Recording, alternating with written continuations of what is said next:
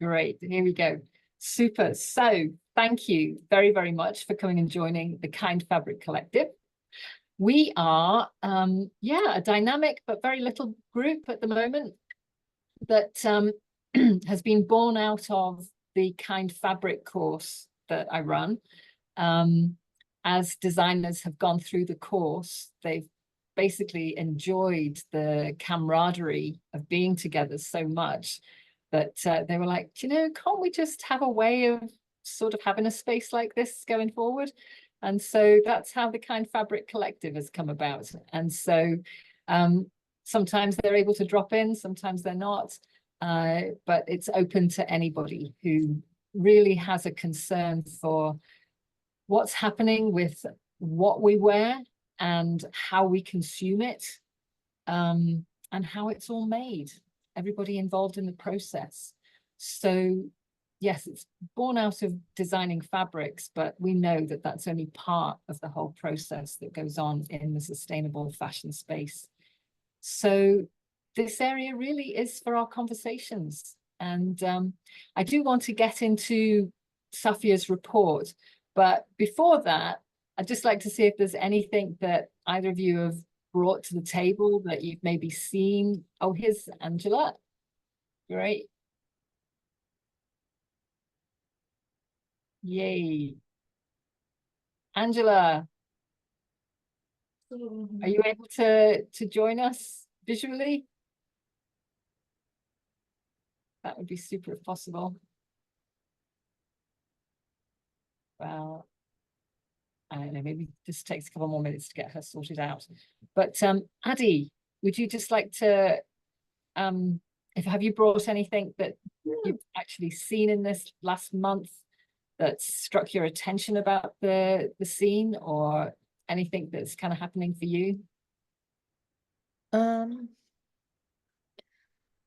I've been designing, I'm teaching a fashion design course at our homeschool co-op. And so it's neat to see kids that from their very first introduction to fashion, thinking about where all the sources come from and how manufacturing can be sustainable is from the beginning of their introduction to how they see what their responsibility is as a designer and what their process is as a designer. It's something I was thinking about a lot yesterday watching the documentary, The Regenerative Fashion Futures, is it is difficult to kind of restructure your brain about the way we've been taught the process happens. Of you just like find fabrics wherever and get a whole bunch of them and then make your things, and be inspired by those. You kind of have to have the relationships built in advance before you even know what's available. To start if you want to start your design process with fabric the way we've been taught, you kind of have to have relationships to even know what's out there. So yeah, that's true. It becomes a lot more involved once our eyes really are open, the blinkers are taken off of what goes on in the process. And that's fabulous what you're doing with young students now. Like, how old are the kids that are taking the course? It's a 4th through 6th grade class, so they're about 9 to 12. So. Excellent. Because I mean, that obviously is going to fuel not just whatever they may get onto and making themselves in future, but whatever they're choosing to wear themselves. I mean, the questions are going to be there the whole time. I'm trying to approach it. I know probably there's kids in the class who took it because that was the least boring one offered that hour. But I'm trying to approach it from, this is how this process of designing is how we approach any kind of growth in our life. If you want to enter a new section of your life and you want to try something new, you go through the process of gathering a bunch of inspiration and narrowing it down and finding ways to execute it. Brilliant. Brilliant. Design thinking at its core. Yeah. Excellent. Thanks for that, Addie. Angela, are you able to say hi? Join us? I'm able to say hi. Hello, everybody. Great. Good to see you. Well, to hear you. Yeah, I'm driving, and to go off of what she was saying, this week I'm taking a week to work on a sample collection. I've met with some fabric reps here in Chicago, one of which I used to work with in the 90s. And she's exactly right on about you have to actually know what's available. And with these reps, they're starting to carry lines that are sustainable, air quotes. And they're starting to get clients that don't want anything with poly. It's interesting to hear how things are slowly changing. But, one of the reps told me that there's this fabric that's used for raincoats, and they put a coating on top of this fabric. And within the next 2 years, maybe a little bit less than 2 years, they're going to ban that from coming into the US. So there is a fabric manufacturer in Canada that's already come up with a solution, a different fabric that is not chemically treated. And I think it's fascinating that this is probably going to happen across many different type of fabrics. And that's basically what I have to add. Yeah, that's really helpful. I mean, just keeping abreast of the changes that are happening in our industry, that really is part of what this space is for, so that, our cumulative knowledge can just help fuel each other. I know there's a lot going down in Europe in terms of legislation on fabric and garments, therefore. And it will eventually come through to the US. So it's, really key to be thinking about that in advance and seeing what we start making things with.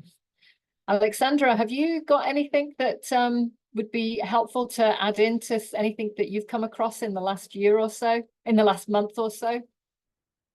Yeah, I can actually add also the perspective of academic, because I also work as lecturer for more adult people, because it's like more university level kind of college. It's fashion school in Poland, and I teach there sustainable fashion design and production. And for me, especially this year, I just started my 4th year. So yeah, for me, I'm trying now to talk a bit more about regenerative fashion, about biological cycle, because I think that it's the topic that is so much overlooked, and it has actually so much potential. So we talk about this much more. We also talk about compostable solutions, different innovations. So we won't be only focused on technical cycle like the whole industry is for so many years, because I feel like biological cycle in the end can create even bigger impact. It's just demand from us much more work. So probably that's why we also don't do it so much. Yeah, but I think we should definitely talk about it more and try to implement it. So yeah, that would be my thought for this year, for my teaching. Yeah, excellent. And how exciting, huh, that Addie's getting those kind of thoughts into kids at such a young age. I mean, how are you finding students that come to you? Are they already quite aware, or do you find you're having to do a lot of groundwork? Yeah, the university that I'm teaching in, it's putting so much pressure on sustainability. So actually they are already a little bit knowledge more about CSR. And then also they have innovative sustainable fabrics science. So yeah, they are not without knowledge completely, but they don't know much about like whole supply chain, about how to design the product. So this is my role to teach them. Yeah. So okay. That's great. That's really exciting to hear that in your part of the world, this is really growing. I know I've actually heard some people recently share information that, students in their particular college, this was in a place in the US, they were finding there was a lot of talk during their student projects and things like that about sustainability. But when they were being asked on feedback forms as to where they wanted to work, what they wanted to do, what was important to them when they were looking for a job, the sustainability issues were not there. It really was looking for, I need something that's going to pay well, and and there were all of those things were listed. But so this is why I think it's really vital to be involved in education wherever we can, be, prior steps, so that it really is embedded into people's lives coming up as they kind of progress in their studies and careers. Yeah, that's fabulous. Good, great. Well, I tell you what then, what I'd like to do is just to show the last part of Safia's film. It's just like 6 minutes or so, I think, because that's what focuses on Bangladesh. Her report has covered her supply chain over the years, people she's been connected with in India and Bangladesh. But we're just going to focus on the Bangladesh bit because one of the suppliers she interviews is Shanto from Tanapara Swallows, which is where we work to be able to get our hand-woven cottons created, and also some of the small batch manufacturing that that we do at Motif is also carried out there. So you'll get to see a little more footage of what goes on for Motif, as well as in terms of regenerative fashion, what's happening there. So at least, Angela, I hope you'll be able to hear it. There's some very good discussion going on there. So we'll get that going just now. I can hear fine, thank you. Great, super. So here we go. Right, so this is the report. I'll put this link in the chat for us for later, so that you can go there when you need to. And this, I've just taken out the video and set it up for this part here. Now, let me know, I just need to move this so I can hopefully increase the screen.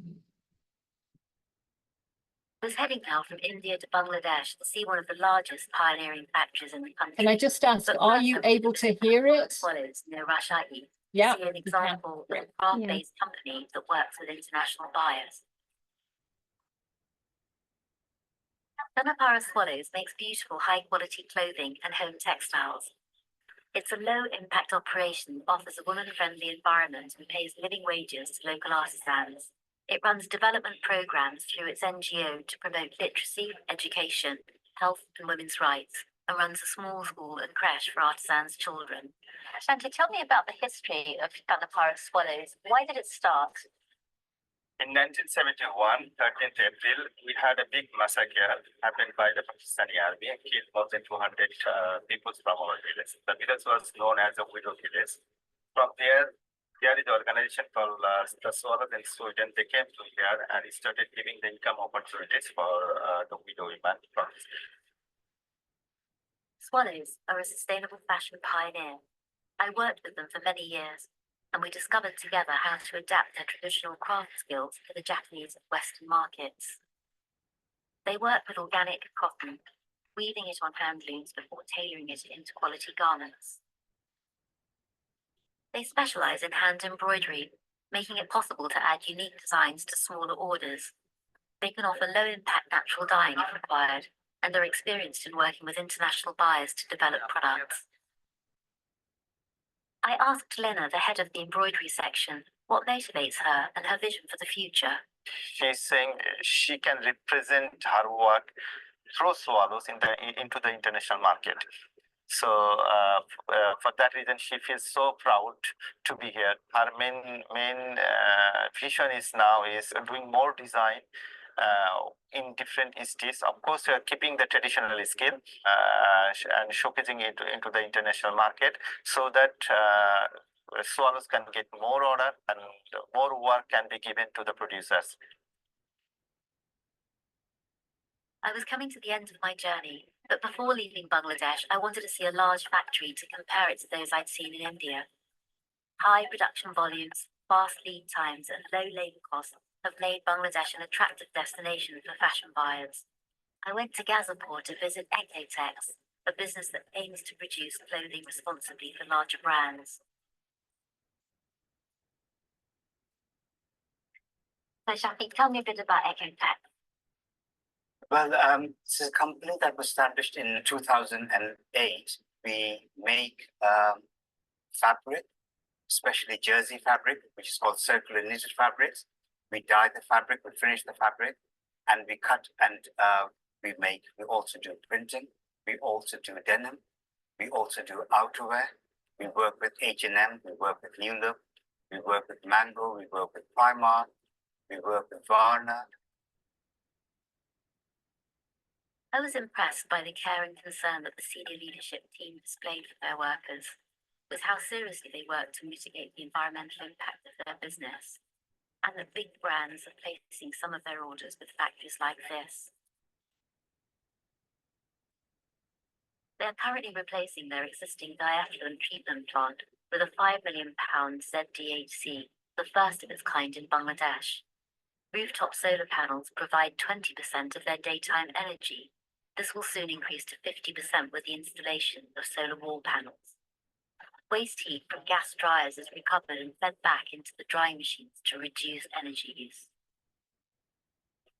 Ecotex has a zero-tolerance policy towards sexual harassment.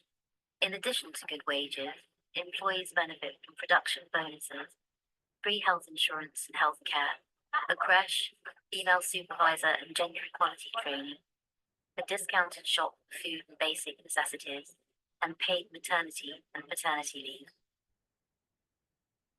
The factory provides free meals and snacks to workers during their shifts.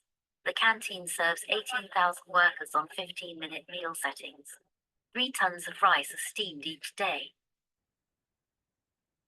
So the new mantra around sustainability is that sustainability is doing less harm, but that isn't good enough.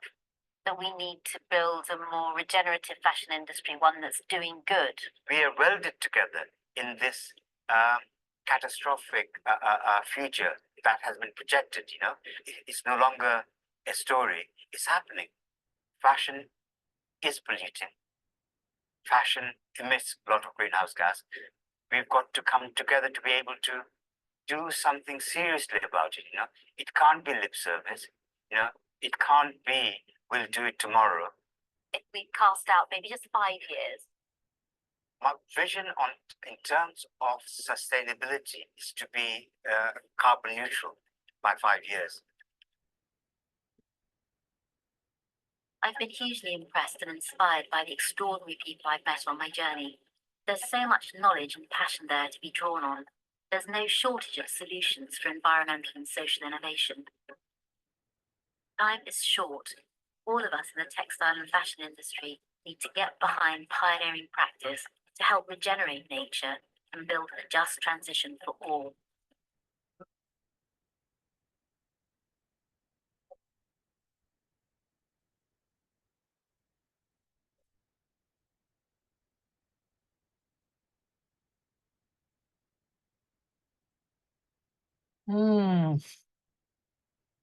Wow. I'd really love your first impressions and thoughts. Adi, you'd been able to view the film already, you mentioned. What kind of things stood out to you that kind of feed into this conversation that that we can have in our space? I think one of the main thoughts I kept having yesterday is because there's been such an amount of companies who thought that they were working with good enough manufacturers or whatever, and then found out how bad things were. I'd had this idea since I took entrepreneurships in college, like for the last 20 years, that being sustainable or having good human rights and being that kind of business meant being close enough to a factory that you could physically see what was going on all the time. And I think what this video showed me the most was, if we make it profitable so that people can survive, like obviously people want to do what's better for their own communities. It doesn't have to be like this intense oversight as long as people can afford to do what's better because they're paid enough. Yeah, it's that kind of, that's such a kind of comment on human nature, isn't it? Needing that oversight to make sure it happens. It was interesting. One of the things that kept coming up in the panel discussion that I was able to see, and Alexandra, were you able to zoom in and see the panel discussion, or? No, I couldn't join this meeting, so yeah. Okay. So in the panel discussion, there were Shafiq, actually, who was in the video there, and another large manufacturer, a large buyer, Continental Clothing. They were present in the room, and then there were Zoom calls in from others. Time and again, the main component that they noted as being a vital step for moving forward was good relationships, was open, transparent, trusting relationships. And there are no shortcuts to that, you know, and it's when you've got those trusting relationships that you don't need that heavy oversight happening all the time. It's, yeah, it definitely is part of our human condition that we tend to need that oversight if we don't have an invested relationship there. So yeah, that's a really good point to pick up. Yeah, I don't know, Angela, are you able to contribute at all, or do you need to be attentive to where you're at? No, I'm good. Yeah. Well, first of all, I love the fact that they have solar panels and that they regenerate the steam into their machines. That's amazing. And I love that they feed their employees. That's also amazing. It's kind of a contradictory because, right, H&M does all the fast fashion, and then this manufacturer's, you know, trying to do good while doing mass. That's just my initial knee jerk to, you know, what they do. But I think that there's a lot of mystery, and I'm just learning what the fashion industry is now, you know, 25, 30 years after I was knee deep in it before. But this is the same for any kind of sustainability, any kind of recycled goods throughout mass industries like real estate. You know, in 2010, they wanted to start doing all these things. Now it's 2024, and there's legislation that's making people do things. So I think that the biggest, like you said before, the biggest change is going to come when people have to do it, because, you know, the world is divided. The world is, there's half of us that want to do good for the environment and, you know, intentionally are transparent about what we do, and the other half is more like, let's make money. So the other half that let's make money, we got to find a way that, you know, one of the other people on the phone said, how can we make money and do good at the same time, where those two worlds merge? Yeah. That's just my thoughts. Brilliant. And I think that is the knee jerk that you expressed earlier on, is that how can it be that a manufacturing unit with such high investment in all that's good be creating fashion for the likes of H&M and whatever. And I'd like to unpack a few little things there, because it is really hard on manufacturers, I will have to say, in the likes of Bangladesh, which has, you know, a vast amount of its export revenue is in the fashion industry. For them to be able to gain orders now, it is necessary for them to prove their corporate sustainable responsibility metrics. However, Shafiq was saying during the panel discussions, the buyers are requiring us to do this, but the buyers are not prepared to invest in it. And so they are finding that, you know, they have to find from their own investors the money to be able to do all this development. And you just got to think the huge margins that are being created in the fast fashion network. Really, what would it take to have even a small amount of that be pooled to actually be part of establishing really strong regenerative practices in the manufacturing units, you know, to be there as grants or loans or whatever, but that they would be able to be part of fueling this more regenerative approach. But I think, you know, we saw in the aftermath of Rana Plaza, and then the incentives that were put in place for the protection of workers, it was just each company, each big brand, it was like each body was holding off on being the first one to make the move, because they didn't want to move unless everybody was going to move and do it. So there's a whole mind shift that has to happen amongst these larger, big money churning brands, that, look, there's a comeuppance here. You've got to be able to engage in the good in order to progress. It's yeah, really, really very important for us to move on in that. Alexandra, you've been involved in Fashion Declares for some time. What kind of things are you seeing coming up that will really be part of this conversation for us going forwards?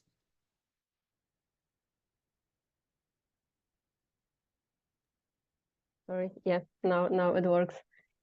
Yeah, as I said, I wasn't so much involved in creating this report.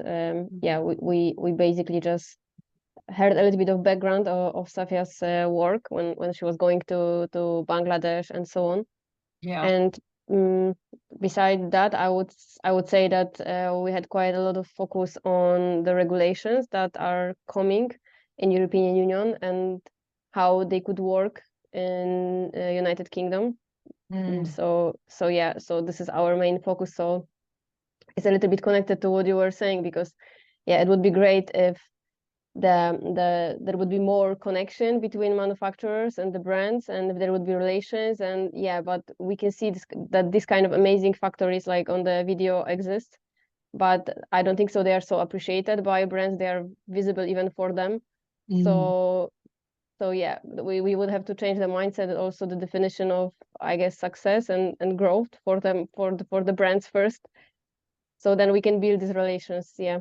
So for now, I think, yeah, as was mentioned as well here, we more rely on the regulations. So more about this, that all of these things will be just more forced, unfortunately, than just wanted. So that's frustrating. Yeah.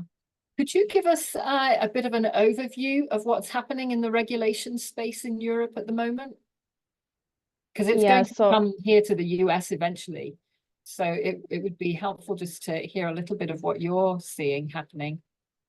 Yeah, so from next year, the extended producer responsibility will be already coming to life. So the brands will be responsible for their supply chain and also for the textile waste that they generate. So that's the one that actually is the closest to happen. And the other one that will be coming in the next year and will be coming like more in step by step, more like in levels, that will be every year more advanced. It's DPP, which is Digital Product Passport.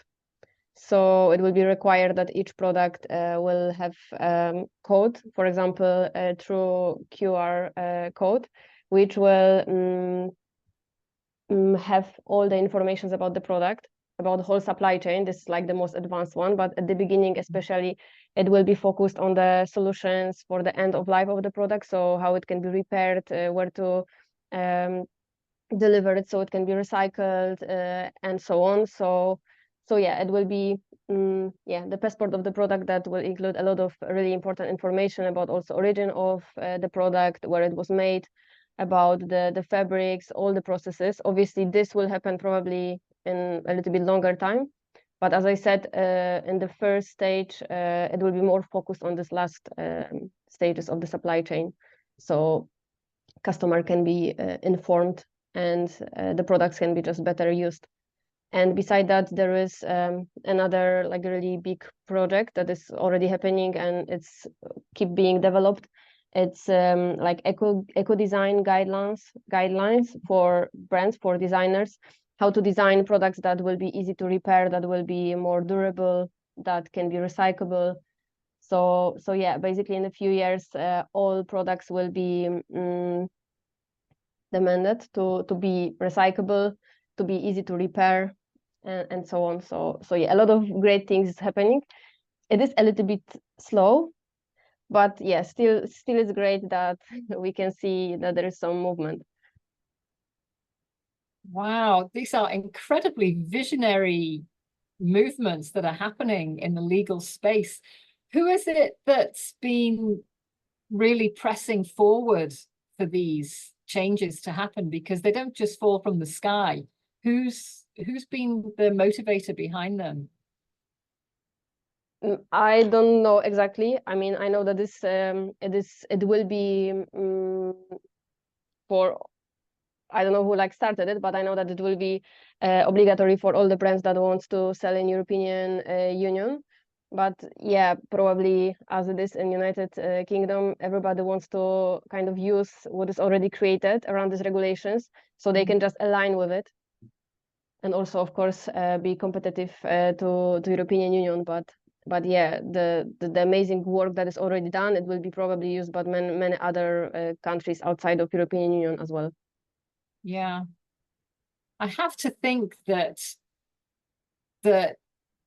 the ease with which information now flows because of the internet and all the various networks that people are involved in, that people power of taking control of what we choose to share in these open spaces, I'm convinced that's a huge part of why these legislations are becoming more well enforced. I think I mean, obviously, having lived and worked in Bangladesh for so many years, I first moved to Bangladesh in 1989, Alexandra. And that was an era when there was a lot going on about child labor in the factories in Bangladesh. And it was a real heartache to us, actually, at that time.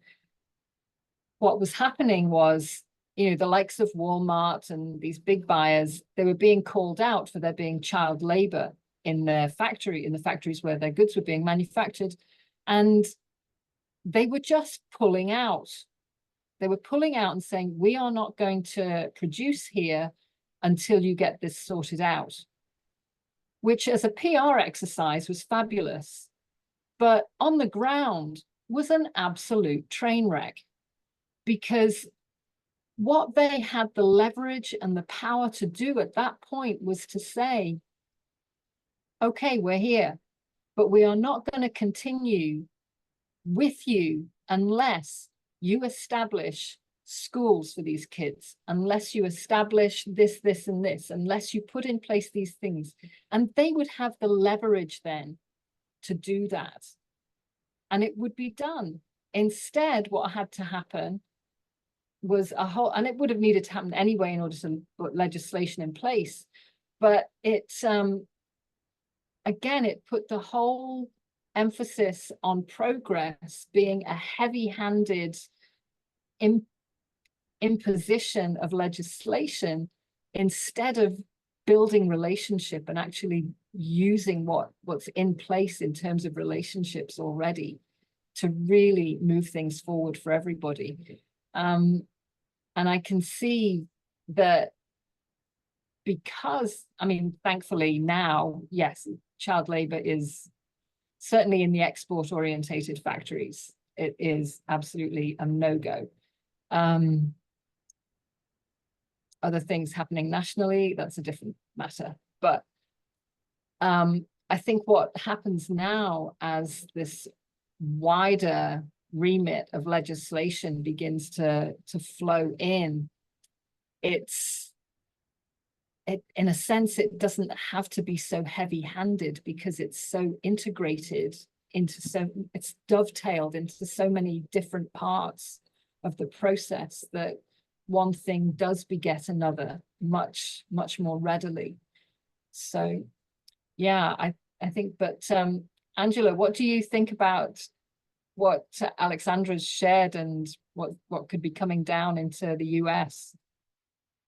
Well, one of the things that I'm curious about when they ramp up the legislation, is this based on the size of the manufacturer?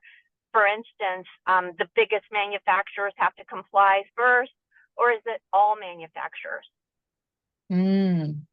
That's a very, very good point to think about. Yeah, as much as I know, it will be the same, like with the level of advancement of this regulations. It will be just coming like step by step. So for sure, the first companies will be the biggest one. For them, it will be probably the easiest to do it as well. And then more and more of them will be involved. Like hopefully, probably in the end, it will be all of the brands. But yeah, it will start definitely the most from the biggest.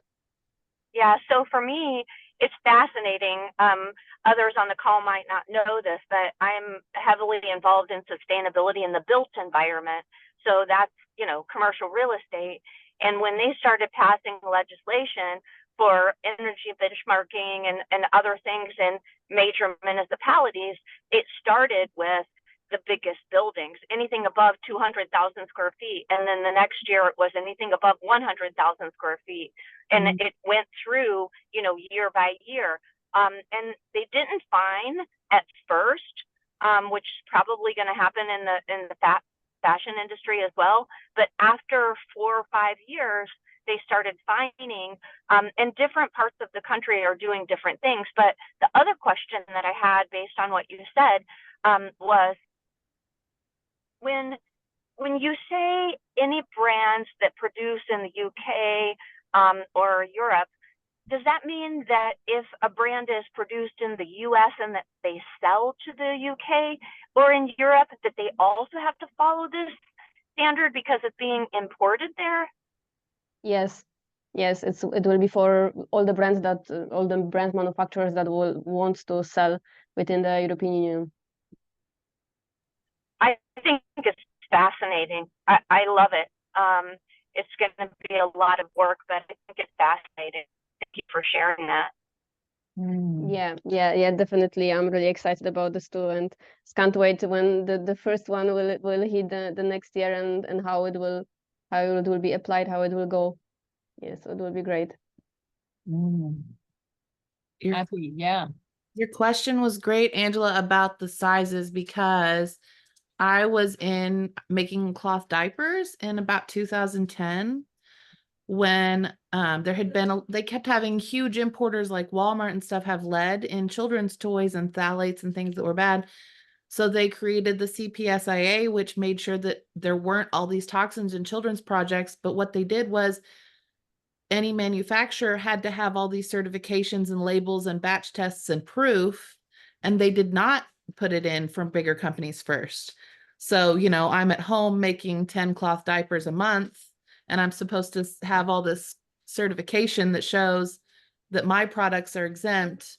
And it took a while, but they did eventually, like, if you're making a smaller amount, then your supplier certification counts. They just have to show you the certificate that their cloth is free of this.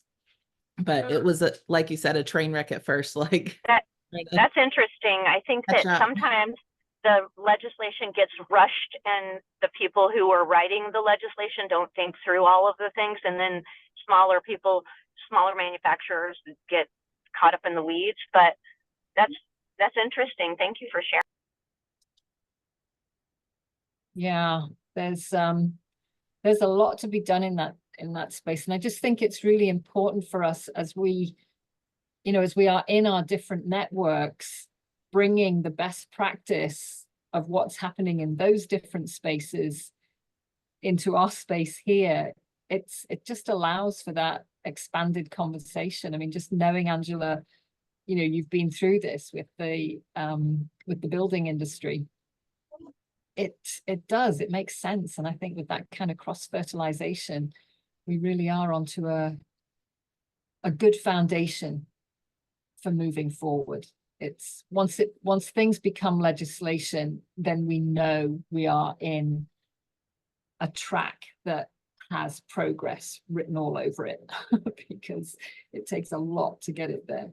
So, and then I also wanted to say, Jackie, you know, in theory, we all want to have like collaboration and open communication. And, you know, the hope is that people just work together and find a way without the, you know, heavy hand of legislation. But, you know, in any company, when we have people who work together, unless there's a due date, unless there's accountability, people can find a million other things to do and a million other things to work on.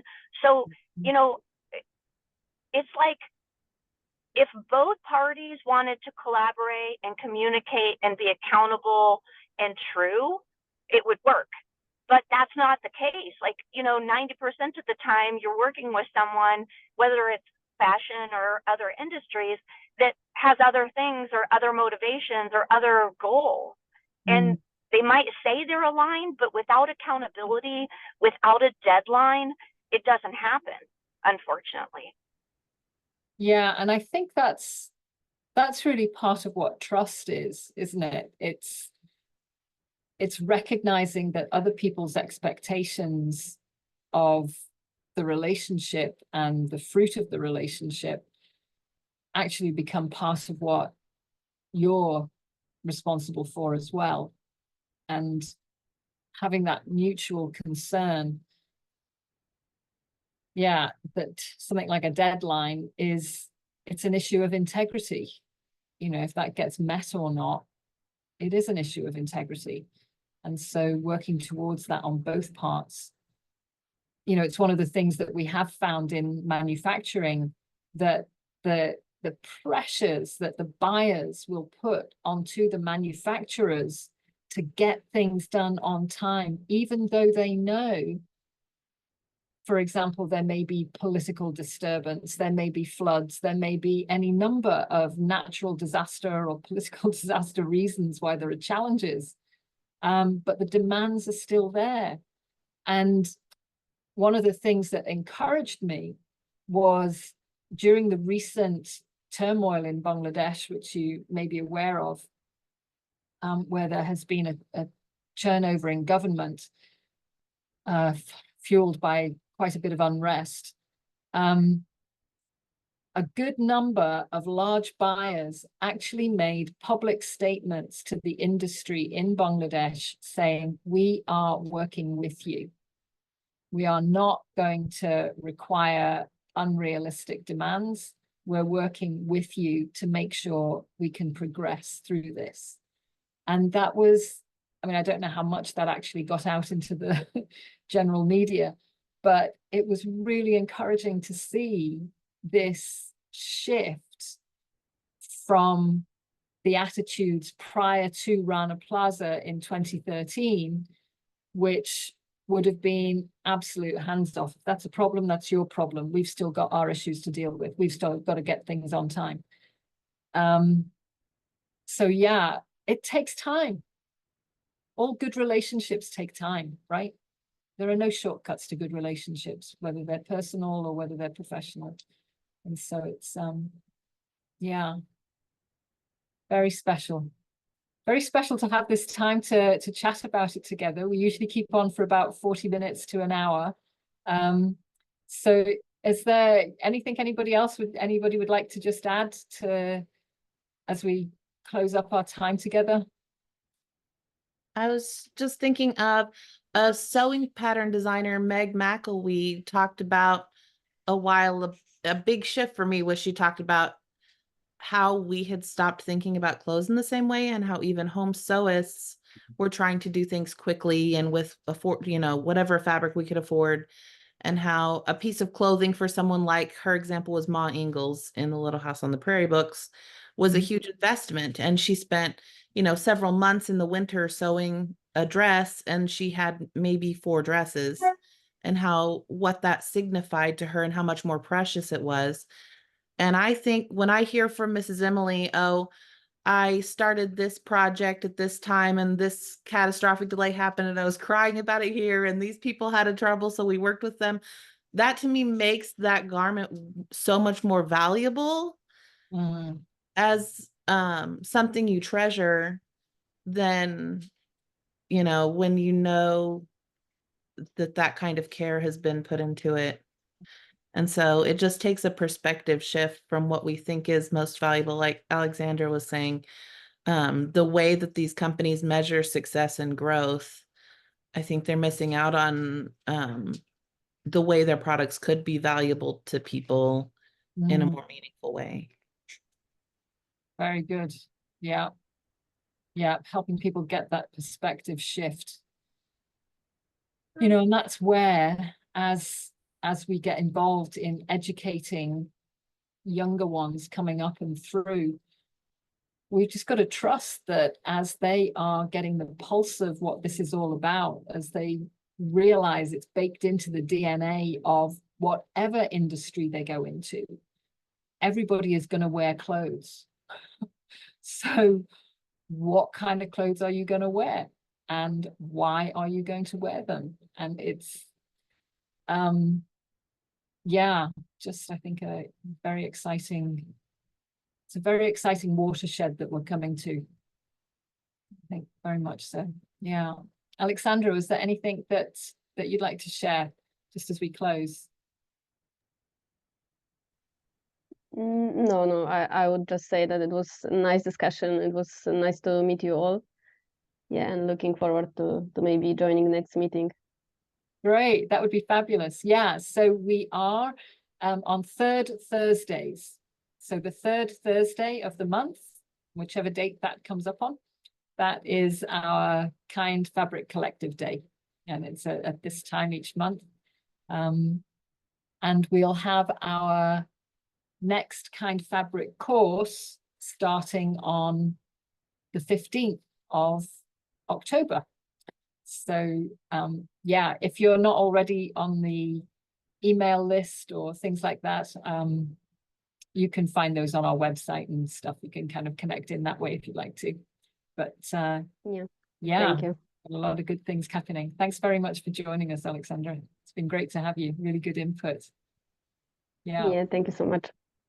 And Angela. I have just a tiny little bit to add, you know, like this story, as we're talking about how clothes are produced and what goes behind it. You know, I wonder how, if in the future I had a label that someone could scan and not only find out about the fabric, but the story behind it. You know, everything's going to be this digital world in the future. And I think that there can be impact from that. I don't know how it will work. I'm sure someone else will come up with it before I do. But this is something that I just think there's got to be a way that I can embed a story into the garment that travels with the people for the life cycle.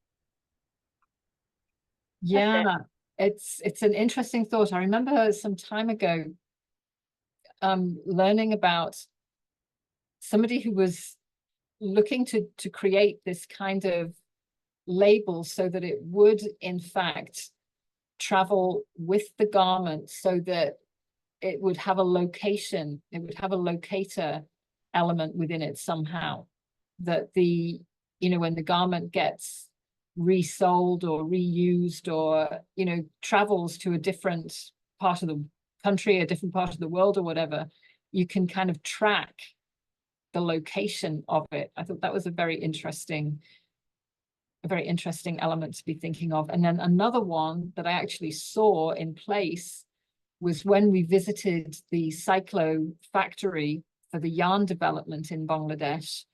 They're making with recycled yarns, but they also have a fiber, like a filament, that can be spun into the yarn that actually tracks it. It's absolutely invisible in terms of when the yarn is produced, but it's, you know, they had the scanner go over it and then up it came. There was all the details about the yarn. I was like, wow, you know, they were able to do that. And that's the kind of thing I think that Alexandra, you're talking about, is going to be possible or required going forward, that this kind of tracking can happen. I think that's really amazing. I feel like, you know, in the future, clothes will have more value. And as I think about what I want to make and do in the future, it's almost like the garment, it could be reproduced, but it's unique. How is it unique? It becomes more like an art form. And then if it's traceable, you know, maybe there's a serial number. But another thought I had yesterday, I was looking at hang tags and, you know, what do you do when you put some kind of tag on the garment? And I was thinking, you know what I want to do? I want to put plant seeds into some recycled, you know, paper, so that when they cut these tags off, they can plant it in their backyard and a flower will come up. It's a simple idea, but that would be so cool, right? Mm-hmm. Yeah, that's the kind of regenerative thing that that we're talking about, really, isn't it, Alexandra? Yeah, and that's actually already possible, this kind of labels. I obviously not many brands do it, but yeah, it already exists, and it's really, really great idea, because definitely in the end of our production, in the end of our supply chain, we create a lot of rubbish that are basically immediately becoming rubbish, because we're just buying some product and most of people cutting all the labels, not even hang tag, but everything. So yeah, it would be great if it could be not toxic, basically, like it is now. I don't have hang tags on mine. Another small brand I know, Free Label, doesn't have hang tags, but they're like card they put in the package with your shipping information. They have local artists produce those with them, and they're 5x7, so you can hang it up in your wall. It's not just a piece of paper that goes in the trash, in that same way, and support artists in their community. See, I've been out of the space for such a long time, and these thoughts are coming to me. I'm so behind, but I appreciate like knowing that these things are available. It's so cool. Yeah, and it's just great to know that you're in sync. Yeah, I just wanted to add about what you talked about the history of the clothes and the value of the clothes. I think that this regulation about this digital passport, in the end, it can actually have this kind of like meaning. It can teach people the value of the product, because in the like last stage, I think it will get to this, that it will actually keep all the history of the product, which is amazing. So yeah, and the main idea in the end is also to use it in the way that it can't be just, it won't be on hang tag, so you know, it won't be just cut it out. So yeah, it will be just forever there. So it would be amazing also for recycling, because now it's harder also because of the lack of the labels. So at the beginning, probably it will be made easier way. So probably it will be QR code on hang tag or label. But yeah, in the end, I hope they will come to the idea to make it somehow, as you said, like even through the yarn, like directly in the fabric, so it can't be removed. So then it would be amazing. So we could have so probably great stories about the clothes. Yeah. Well, I think you know, I was researching labels, and they have these heat transfer labels where, you know, you actually press it onto the garment. And I was thinking about, is there a way to integrate a QR code with a heat, you know, a heat label that basically you can iron and will stay on the fabric? I don't know, but what you're telling me for this legislation is so fascinating. I want to do a little research and read up on it, because I'm geeky and nerdy that way. I like that stuff. That's good. That's great. Yeah. Super. Well, thank you very, very much for coming and being part of the conversation. I hope it's been as stimulating for you as it has for me. It's really great space to get these things talked about. And yeah, the recording, I think, will go out automatically to you if you've registered for it. And so let me know if it doesn't, and I'll be able to get it to you. Okay. All right then. Thanks so much. All the best for a great day and a great weekend ahead. Bye, everyone. Bye. Bye.